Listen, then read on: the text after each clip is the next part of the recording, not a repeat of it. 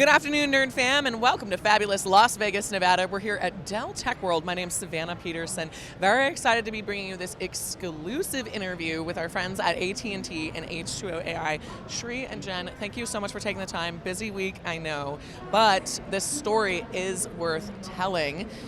Shri's a regular visitor here on the show, so Jen, I'm going to start with you. Tell me a little bit about what you're working on at AT&T and how you ended up collaborating with Shri. I know you're a member of the Shri fan club. Definitely. So am I. So my platform, my team and I run, is called TAO, for Total Access Orchestration, or as Shri has told me, we're now going to also be Tau Agentic Orchestration. I love this. Branding on the fly, right here. I know. He's full of great ideas. He is. Yes. So our platform has always supported network, voice, and cloud connectivity solutions for AT&T, and of course now we're supporting Gen and agentic AI solutions as well. And that's where Shri and I have gotten to collaborate on how we're going to go to market with solutions for our AT&T customers. That's awesome. Shri, tell me a little bit about this. We'll move past there. Tell me about this partnership, what you're able to provide for them. I know you're excited about this partnership, and this is our second AT&T chat, so I'm curious to see what's so thrilling about Gen. So last time we spoke at GTC, and we talked about how we're saving billions of dollars for AT&T as a business. And wild metrics in that interview. If y'all haven't watched that one, you definitely need to watch that after this one. Yes. Absolutely. Every dollar spent makes multiple dollars for the. And so contact center, call center, how did we use large language models to distill and fine-tune a small language model? So call center use cases, ask data use cases, right? So many fraud prevention use cases, and how to match customers with the right products. All of that use cases are so powerful for AT&T that we decided, how can we partner with AT&T to take it to their customers? And every small, medium business which doesn't have the superstars that AT&T has, how can we now bring that together on a compute and a distributed platform which is accessible to them at their venues, on their premises. Which is amazing. And you're working together in countries all around the world, right? 28 nodes, so Tau is in 28 countries. Wow. And it's able to deploy with remarkable speed AI as a service. The other thing that's happening here is AT&T, the maker of originally Bell Labs, right? The maker of C language, the maker of all the innovation we've known, information theory from Shannon, right? All of this led to the great company called AT&T. They built all the fiber, very asset heavy, right? Yeah. So how do we make AT&T be asset light? How do you give them the revenue on top of the stack? Yeah. And that's kind of how do we use the leverage the incredible data center, the central offices across the board, and start making them really like revenue generators. Not AI is an asset. And how do you make revenue from your data and your AI is going to be the journey ahead. And we talked about this at MWC, where we thought that telcos will now rise up the stack, become digital infracos. Tau is the first example of how AT&T can spin off an incredible service and not just sell GPUs as a service or data centers as a service, but go up the stack and become an AI superpower themselves. I love the term you use there, Shri, of levitating or lifting up, because I think when people think about adopting new technology or upgrading, you're thinking about a weight in terms of cost, in terms of compute, in terms of a lot of different things that can weigh down that transaction, or even upscaling your community to go do this.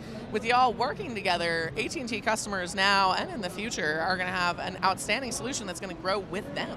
Absolutely. Which is pretty powerful. Absolutely. We're lowering the barrier to entry for our customers.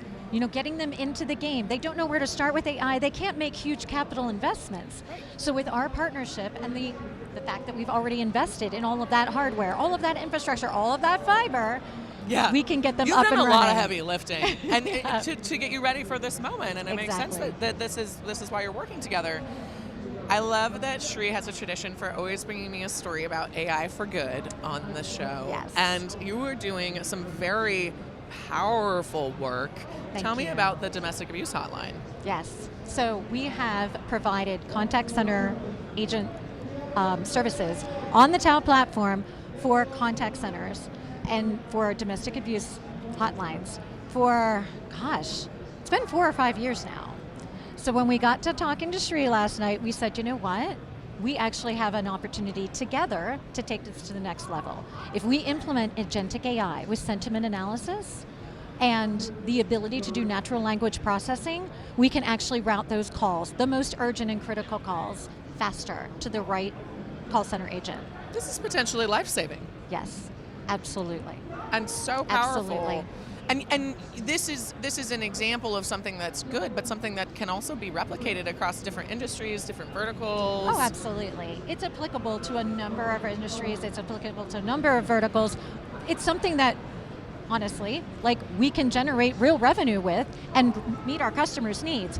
But for the domestic violence abuse hotline, we don't charge any money for that. I love that, though. That's we provided those services gratis. I just want to ask you, internally at AT&T, what's the conversation like around that? How do you determine which things you are going to be able to offer for free, or what causes you're passionate about supporting with your technology? We've had a long history at AT&T of being there for our customers and being there for the community. So our community engagement factor is super high. And so it's easy to bring to the business, to our leaders, hey, these are things that we just have to do because it's the right thing to do, right? Yeah. And we have, because of our engagement with the federal government, our relationship with FirstNet and our support of that network, we have facilities to do that in ways that not everybody does. So that's a burden of responsibility to deliver to those who need it the most. Absolutely, I love it, and congratulations on doing that. Thank you for doing that. Thank both of you for doing that. Shri, I got a question for you next. So this has got to be fun for you. I know how passionate you are about doing the right things and using this for good, and our personal ethics are very aligned, you and I.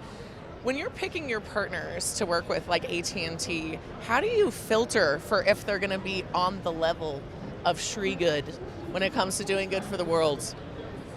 I think there's I was telling that to Jen yesterday, right? Sort of people who are happy naturally attract goodness around them as well, right? Sort of, so there's a divinity in people when you see them very happy. It's a great point. It's a really good that point. like you like that, and then you like, that's actually the chemistry, right? Sort of you two partners going into a journey.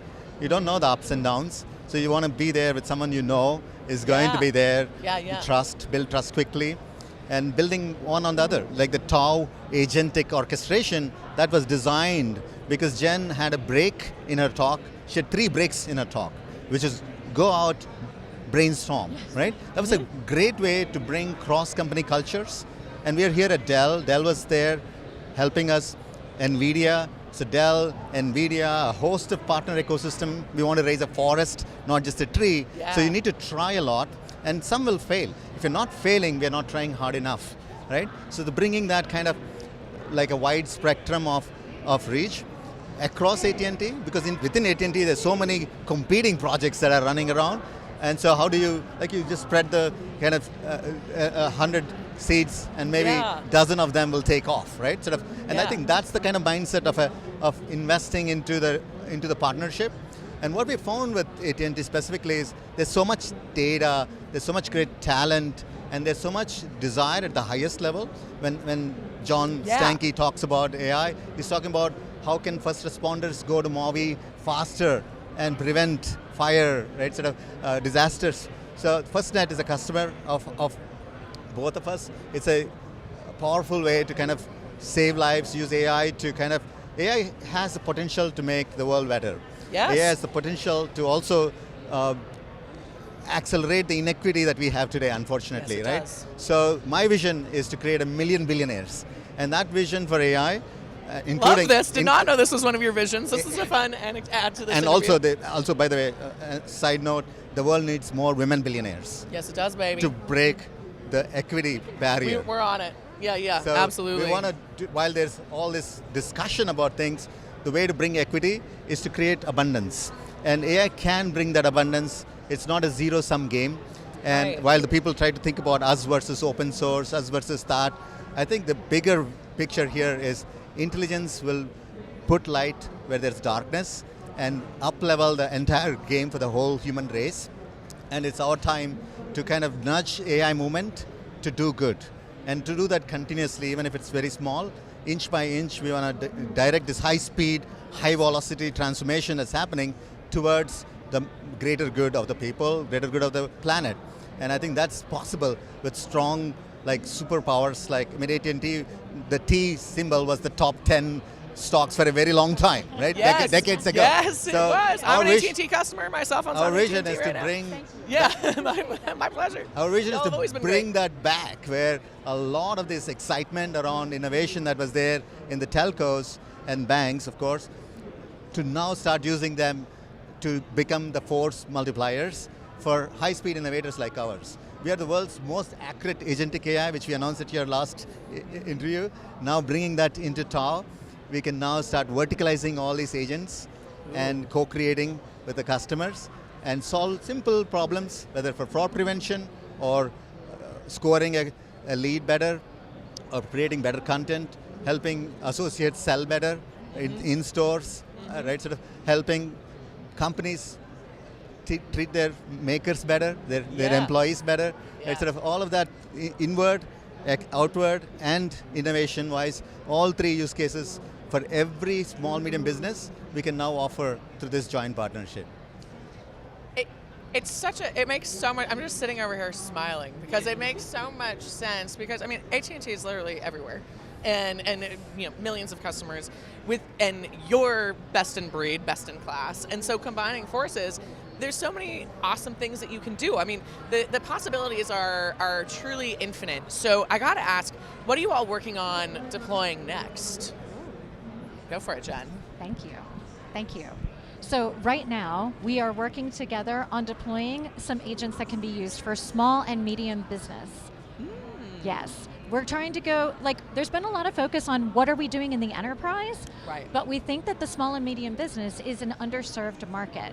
And so... Preach, louder for the folks in the back. And you know what those small and medium businesses become eventually? Enterprises sometimes. Yes, they do. You ignore them when they're small, they're not going to remember that. Exactly. They remember that, that's a big deal. Exactly. So what we're doing is we're offering to them, again, we want to democratize AI so that they can consume it and they can reap those benefits, right? The small, medium business owner has a lot to do, right? And they're stressed and don't always have the resources to go figure out how to learn and upskill, and having partners or community members like you exactly can totally change that game and de-inflate, I guess is what I would use, the anxiety. Because I think when you're, as a small business owner myself, you're nervous when you're in those environments to make a decision because that could shut down your business. Absolutely. You don't have the venture capital or the operating capital that some of these businesses do, and so being able to come in there and say, hey. Yes. So what types of things are you building for them? So what we're doing is we're taking the power of TAO plus the power of H2O.ai, plus AT&T's connectivity, and we are building completely packaged AI as a service solutions. So the customer has everything in one package. We can go to market and price it in a way that is immediately available to them. They can pay by the drink, they can have an all-you-can-eat consumption package, they can buy this the way that they want to and consume it in a way that makes sense for their business. It's so thoughtful by design. Sri, did you want to add on there? I'm going to say that there are 3,000 banks, small, medium banks in America, which don't necessarily have all the fraud prevention or financial crime or cyber risk protection agents today. Yeah. They don't have document processing technologies. They get faxes even today. W-2s come in fax, right? Sort of all of that lending that the big banks have. We saw JP Morgan talk about how they're using AI across every sphere. How can a small, medium bank get to that same level of competitiveness when trying to offer those services? And I think that's where this is really going to play out, is if we can take some of the simple ask questions on your customer base, ask questions around who's your most high net worth person on a credit union. Right. Sort of those kinds of topics are very hard to deliver. They don't have the CIOs who can roll out AI. Right. They don't want to upload their data because of regulatory reasons into a chat GPT, right? So that's why they need Dell and then AT&T and H2O. So that air gap, and they can't spend a lot of money either. So it's, you got to have efficient AI. They don't have billions of dollars to spend, right? So they have to get it almost pre-packaged solution, so that it's a verticalized agent. It makes so much sense. And it lets those community banks, it lets them do what they're great at, which is being kind to their community members and the folks who bank there and personalizing that service for them rather than wasting time on all the less sexy parts of banking, for example, or those questions. Absolutely. Makes a ton of sense. I absolutely love it. Shri and Jen, this has been a joy. I cannot wait to continue to follow the story. Thank you both for all the hard work you do, both on the free side, on the domestic abuse side. They're changing lives and all the future lives you're going to save with everything else that's going on. Thank you. And for being one of the largest companies in the world, but still looking out for the little guy. Thank you. Main Street appreciates that. Thank you. Yes. Thank you. We appreciate you. Yeah, always a pleasure to be here with you both. Yeah, go for it, Shri. Thank you, Savannah. I was going to say the AI for Good angle, especially domestic violence, it only increased after COVID, and so we want to definitely bring attention to that. Mental health is a side effect of domestic abuse. I think that's a problem we solved before in a bank in Sydney, and so this is one of Jen's team members is in Sydney, Peter, and so he was brainstorming. He heard about that when we open sourced that model AITD with CBA, and I think this would be a fantastic way to kind of use AI to make our families better, our communities better, right? And then from there we can make our countries and the world better. Yeah, thank you. You're absolutely right, Shri. I'm glad you added that in. And people talk about doing things for good, but y'all are actually doing it. There's a big difference between the doers and the talkers, and this is very much. Still a lot to do. We all got a lot of hard work to do, but I'm glad we get to do it together, and I can't wait to continue telling these stories. Thank you guys for taking time. Highlight of my day, y'all. I hope you're as inspired as I am after that fantastic interview with Shri and Jen. We're here in Las Vegas, Nevada at Dell Tech World. My name is Savannah Peterson. You're watching theCUBE, the leading source for enterprise tech news.